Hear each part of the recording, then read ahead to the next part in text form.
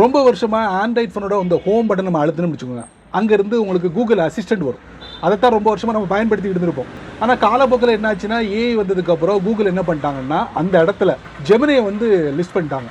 ஆனால் இப்போவும் Google assistant இருக்குது, ஆனால் அதையும் கூடிய சீக்கிரத்தில் ரிமூவ் பண்ணிடுவாங்க. இந்த ஜெமினியை வந்து ஹோம் பட்டனில் நிரந்தரம் ஆக்கிடுவாங்க. அப்போ இனி வரக்கூடிய நாட்களில் ஆண்ட்ராய்ட் ஃபோனோட ஹோம் பட்டனில் இனி ஜெமினியை தான் பயன்படுத்த முடியுமா, வேறு எந்த ஏஐயும் பயன்படுத்த முடியாதா அப்படின்னு நீங்கள் கேட்டிங்கன்னா, அது கிடையாது, பயன்படுத்தலாம். அதுக்குண்டான ஒரு அப்டேட்டும் இப்போ வந்திருக்கு.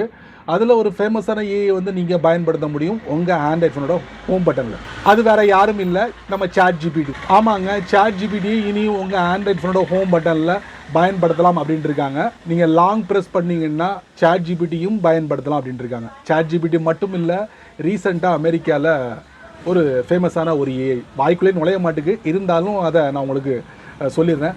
பெர்ப்ளெக்சிட்டி ஏஐ அப்படின்னு ஒரு ஏஐ இருக்குது. அதையும் நீங்கள் உங்கள் ஆண்ட்ராய்ட் ஃபோனோட ஹோம் பட்டனில் பயன்படுத்தலாம் அப்படின்ட்டு இருக்காங்க. இப்போ ஒரு அறிவிப்பாக வந்திருக்கு. அடுத்த அப்டேட்டில் கூடிய சீக்கிரத்தில் அந்த 2 ஏஐயும் நீங்கள் செட் பண்ணி விட்டுட்டிங்கன்னா, 2 ஏஐ இல்லை, ஏதாவது ஒன்று தானே பயன்படுத்த முடியும். அப்போ உங்களுக்கு பிடிச்சமான ஏஐ நீங்கள் செட் பண்ணி விட்டிங்கன்னா, வழக்கம் போல் உங்கள் ஆண்ட்ராய்ட் ஃபோனோட அந்த ஹோம் பட்டனை லாங் ப்ரெஸ் பண்ணி அந்த ஏஐ பயன்படுத்தலாம். ஸோ இந்த மாதிரி சின்ன சின்ன விஷயங்களை நீங்கள் தெரிஞ்சுக்கணும்னு ஆசைப்பட்டீங்கன்னா, வழக்கம் போல் நம்ம சேனலை ஃபாலோ பண்ணுங்கள்.